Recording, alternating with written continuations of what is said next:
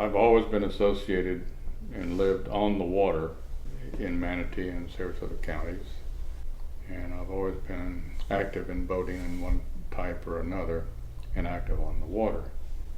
My name is Allan Horton. I'm 72. I was born in Manatee County in Palma Sola. I'm third generation native of Manatee County. My ancestors moved here. My grandfather moved here in Manatee County in 1881, and my grandmother moved there in 1851. At the time of her stepfather's death, she owned all the bayfront from the Ringling College of Art to the Crosley Estate, or the Sarasota-Bradenton Airport, and west of the trail, and she lost all of that for taxes. My mother moved to Bradenton with her family in 1911.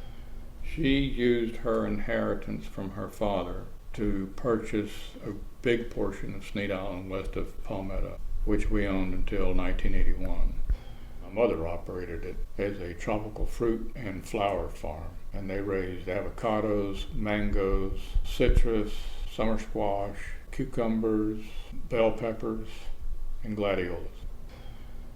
My father was a civil engineer, the first graduate from Manatee County of Massachusetts Institute of Technology. He was the designer engineer who designed the Tampa Bay seawall, which was a project that was recorded in engineering textbooks, even internationally, and renowned for its various design features. He was the engineer of record for the design of the initial Skyway, and when my dad made his winning bid for the design of the Skyway, he had Parsons Brinkerhoff engineering firm from Jacksonville as his consultants. The state, in the meantime, had decided it could not afford the $10 million bond that was required to build the bridge. When Fuller Warren went out of office, his successor was elected, and the new governor made that part of his platform that the bridge would be built, because there was tremendous political pressure from Pinellas County for a direct connection across the bay. When the design was rebid, Parsons Brinkerhoff became the engineering firm of record for the design of the new bridge, with my father in the reverse role as consultant. They took my father's design, amended it so that the alignment landed on property that was owned by a Florida state senator. And of course he sold it for the right-of-way at tremendous profit. That's where the politics came into play. And that's how the Skyway ended up where it is today. Now, the initial Skyway was of course one single span.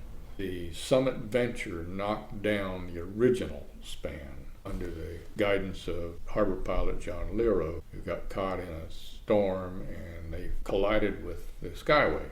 They would never have collided had the state not failed to replace what had been provided in the original design and constructed, which were wood fenders that stood out in front of the Skyway and bracketed the channel so that if a freighter went out of control, it would hit the fenders, it would not hit the bridge. And when they rotted away, the state never replaced them. They pulled them out of the bottom and didn't replace them. And anyhow, that's all been lost.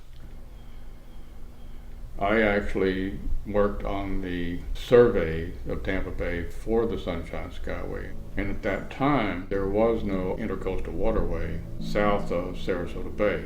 And there was so little development on the coast, and the waterways here then were much, much different than they are today. Much less traffic. Sarasota Bay was so clean, the water was so clear, that we routinely caught grouper and Goliath grouper, what we used to call Jewfish, in the bay. My mother in particular liked to have grouper for Sunday dinner sometimes. And it was almost like going to the market. She'd say, well, I'd like to have a grouper for Sunday, and we would go out and get one. It was that easy. And of course the fishing was much different then, and set nets were still in use by the commercial fishermen off the beaches and in the bays. They caught enormous quantities of mullet and that sort of thing.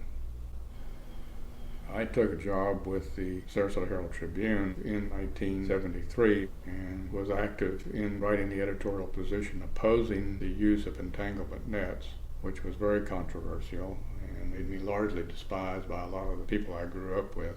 But the commercial fishermen refused to relent. I mean, they followed the mullet until they just about annihilated them. And of course, they caught other fish in the gill nets: sheephead and snapper and snook and redfish.